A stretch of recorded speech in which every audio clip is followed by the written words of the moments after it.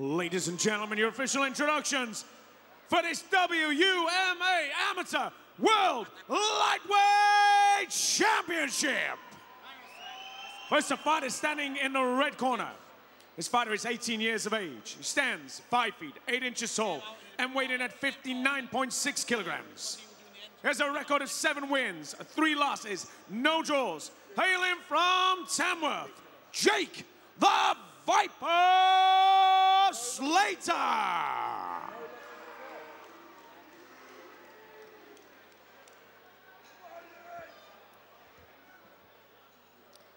And across the cage in the blue corner, this fighter is 19 years of age. He stands 5 feet 7 inches tall and weighed in at 60.4 kilograms. He has a record of 11 wins, 2 losses, no draws, 1 win coming within the distance. Hailing from right here in Western Superman, Lewis Mulhull. This championship action takes place over 7 2-minute rounds. Okay, as we've just heard, this is the WUMA Amateur Kickboxing title. We've got Jake the Viper Slater, an unbeaten fighter, against Lewis Mulhull, who's got more belts than my missus. Yeah, he had a big entourage carrying those belts out for him. I'm sure they would have weighed him down in the cage. He's certainly got the trousers to match, and he's got a big crowd support here today. These guys, I mean, look at these two. They're definitely the best dressed fighters we've had this evening. Oh yeah, I really want to get in on some of that. You know, and I've heard from a few guys who said this is one to watch. Apparently Lewis Mulhull is exceptional. Well, my kickboxing background with regards to him, I don't know much about him, but that's hopefully I'm going to see some great things from him. Well, it's the Viper who started on the attack. Yeah, he seems to be, Lewis seems to be calm and composed at the moment. He's waiting for that kind of opening, but well, at the moment, Jake is slowly chipping away at him. Being a world title fight, they've got time to warm into this. It's 7 2-minute rounds. Yeah, referee, big Andy Butlin, obviously experienced striker. You wouldn't see me doing 7 2-minute rounds at the moment, and they seem to be 2 for 2 at the moment. Yeah, very even start. Both having more of a look of each other than anything. Yeah, they're not really committing to anything at the moment. So let's explain this a little bit. So there's no clinch. It's not like the K1 where you have a clinch and attack. There's absolutely no clinch, no shots to the legs. No, you're right. Everything has to be above the waistline, and they really will be banging those ribs later on in these rounds. It's basically punches with the gloves and kicks. They can use the shin or the boot. No knees, no elbows. And everything has to be above the waistline. Yeah, it is.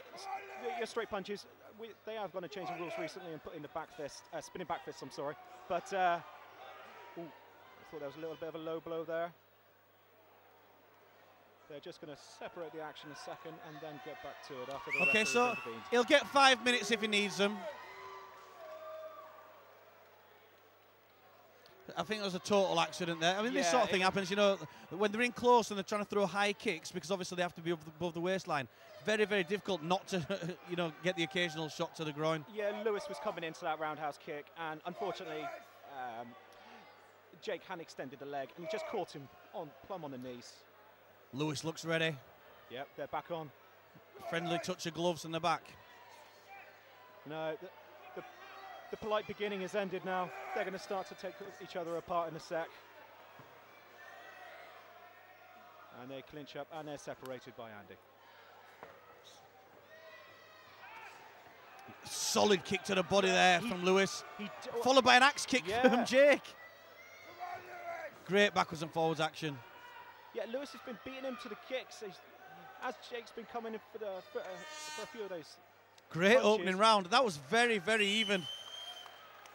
Yeah, I mean, Lewis, he's really going to throw in some of those leg kicks as Jake's been coming in for a few punches, and he has been beating him with it. I think I'd slightly edge that round to Lewis, purely on the solid shots to the body. He's thrown a few very solid body shots. Well, at the moment, I'm going to stay on the fence.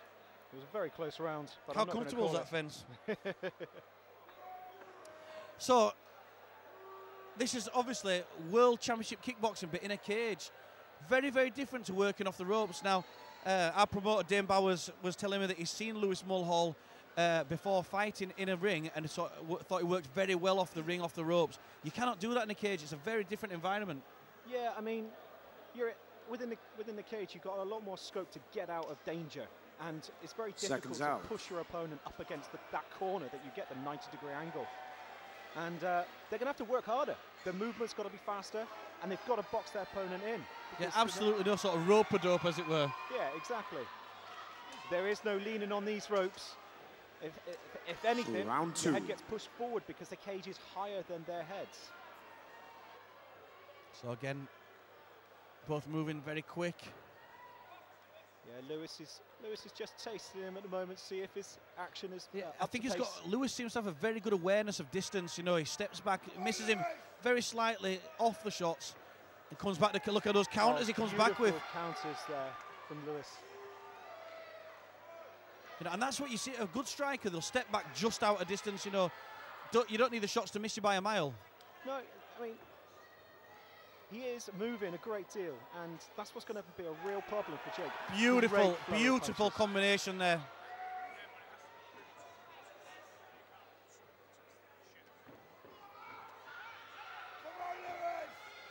Lewis coming with an axe kick. And a spinning back kick as well. You know, very technical, complicated techniques, and they seem to do them with such an ease. Yeah, there's no second guessing with these guys. Another good combination of punches there from Lewis. He is dictating the centre of the cage. He's holding his ground, and he is pushing Jake back, and Jake is really having to step around him. Yeah, he does a very good job of firing his shots in and then clinching. And then tightening up his guard so he doesn't get caught with anything. No, this guy, Lewis, he's in it for the long haul.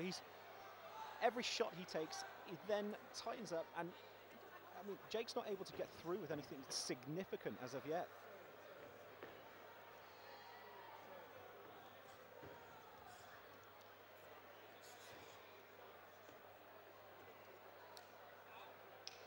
Okay, Andy, we're breaking him up from that. As I was looking at this, I was just watching there, and you see Lewis went for a little sweep. Now, the foot sweep is allowed as long as it's boot to boot in these rules. Yes. So obviously, all the strikes need to be above the waist. The only difference to that is the foot sweep, a boot to boot foot sweep. They do have to say anything above that, and when it does happen, I mean, it takes your opponent's balance, it takes their form, and if they don't have balance, they can't throw off shots. And so it's a great little tactic to have when you're in that close.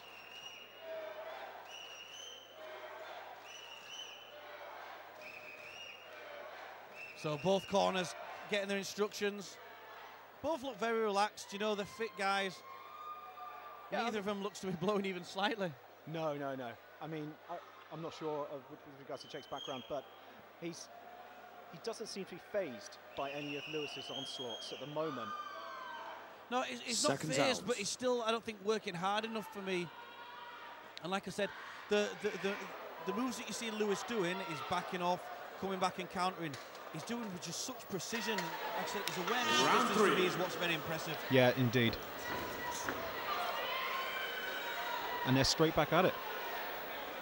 Yeah, dominating the centre of the cage, using a great awareness of distance and pinpoint accuracy with the strikes.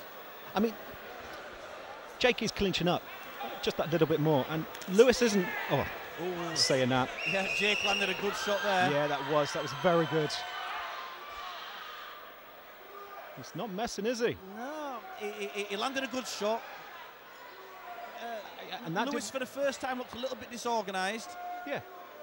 I didn't like Jake sort of pushing him off, but it just shows you how much this means to him. Yeah, he knows he's up against a good opponent, but he's certainly taking it to him, and he's going to take every opportunity he can, because Lewis is going to, well, he's going to come back firing from this one, I reckon.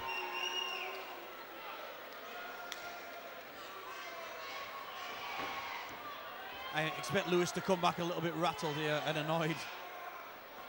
Yeah, we haven't seen him angry just yet, but I reckon it'll start to get a little bit more heated as this round comes on. Oh. Just another little... That was there's a warning there, hitting on the brake. Obviously, the referee's told him to stop. He fires that shot in. And it was to the back of the head as well, but great little downward axe kick there. but still we have Lewis dominating the centre of the cage. Yeah, that seems to be the real deciding factor at the moment. Yeah, he's really using his footwork well, firing the shots in and making Jake work around the outside. As we said, Jake managed to put him back against the fence. Against Lucas, Lewis did turn him there. But I think the story of the fight is Lewis backing him up, Jake running around the outside, and taking shots like that. You have to be a little bit more active. Ooh, there we go. He's going to get a point taken off if he carries on with his rabbit punches, you know, when he's been told to stop. It's exactly, and they are to the back of the head as well, and he needs to select his decisions a little bit more carefully because he's still very early into this fight, and if he's doing that early on, the referee could penalise him for it later. I don't think he wants to lose a point when really Lewis is dominating this fight. Yeah, because he just has to work that much harder later on in the fight. If he is able to get back into it and he's had a point taken off early, it can seriously affect him. Yeah, I think the corner complaining to the referee that for the shots to the back of the head, and the referee's already warned him. So I think any more of that is going to be a point deducted. Yeah, easily. I mean, look at that belt. This is what they're fighting for, the ring girls, showing that belt. Indeed. It would look good on my mantelpiece. Do you think you can make 60 kilos? I could eat 60 kilos. In one sitting? Yeah, easily. Get me to the steakhouse. Yep. Okay, so there you see the referee's warning the corner. Any more of those shots to the back of the head, there will be a point deduction out. I believe that's what he'll be saying. It's clear cut. Sort it out. Otherwise, I'll take a point. Yeah. I mean, referees, they have clear procedures with this, and from what I can glean, he's not going to tolerate it, and so therefore he is setting the boundaries.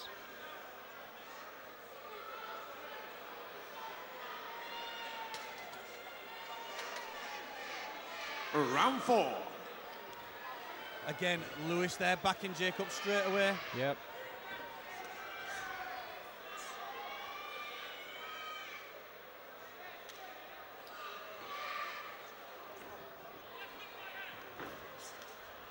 Oh, Lewis loaded up the right hand that time. Yeah, and Jake went for a cheeky little flick on his ankle there to try and put him off balance, but Lewis was quick to get that foot out the way and then counter straight off it. Again, striking on the break again. The referees had no choice here but to take these points off. 1 point. So there we go. This is going to be a 10-8 round if Lewis carries on the way he's going. He's doing himself winning these rounds. Yeah, he's doing himself no favours, and the referees told him I can hear him from here, so he should be able to as well. Yeah, he had enough warnings. He was told. And he carries on striking on the break. Maybe he's frustrated because Lewis is evading these shots so well. I mean, fighters get annoyed. They lose their game plan and they lose their head sometimes. But I don't think he's going to do it again. Well, hopefully not. Anyway. Let's hope not. Oh yeah. He could be thrown out, and we want to see the rest of this contest.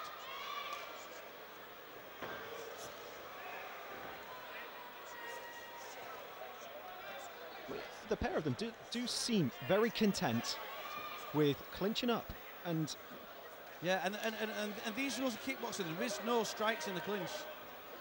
Yeah, so it would be ineffective. I mean, the judges aren't looking for a fighter to clinch up. Great shot from Lewis, a brilliant shovel hook there off his left.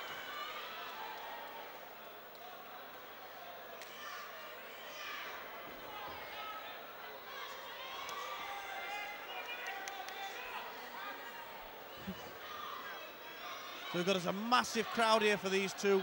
You can hear the enthusiasm. I think both guys must have sold a lot of tickets.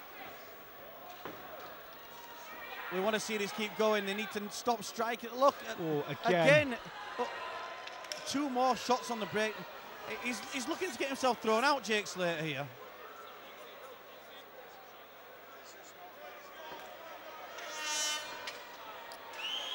Yeah, that was disappointing. It was bad form. The referee slapped him on the back clearly. Well, that's a 10-8 round. A 10-8 round there for Lewis Mulhull, and he's opening the gap. He is really starting to open a gap on well, Jake I mean, now. And it's 4 rounds. He's won 4 rounds, one of them by 2 points. You know, I think it's a great match fight, but Jake Slater's throwing it away just by not listening to the referee. You know, all he's doing is hitting on the break. Now, I think the reason for that is because Lewis Mulhull is showing such excellent defence. Like I said, his evasion, he's not getting hit with much clean, and he's coming back with good solid shots. I think it's frustration here from Jake Slater that's making him do this. Because Lewis is controlling the cage, he's finding he doesn't have an option to start to gain control of the cage. And seconds out. At the moment, grabbing and holding on to him, you seem to what he's resorted to.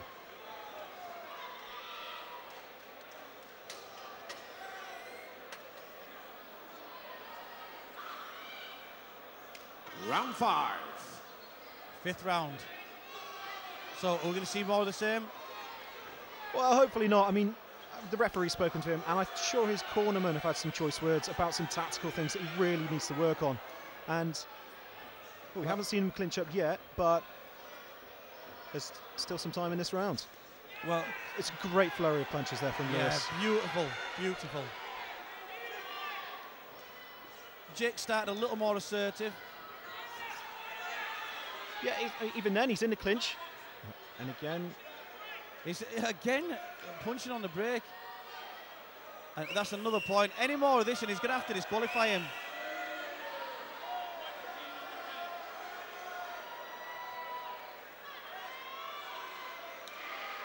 It's all about personal discipline, and certainly, if you don't have the discipline as a fighter, then you're going to get unstuck at this kind of level. Because obviously Lewis, he's fast coming into it, and he's fast getting out. Yeah, certainly. Like I said, I think it's just frustration. The only chance he's really getting to land anything solid is when he's in that clinch, and obviously he's not allowed. Yeah, you are right. I mean, early on in the fight, he came in with some brilliant axe kicks, and he didn't follow up with anything, though. And a lot of his strikes were solitary kicks. They weren't introduced by punches, or they weren't even finished off by punches. So he's...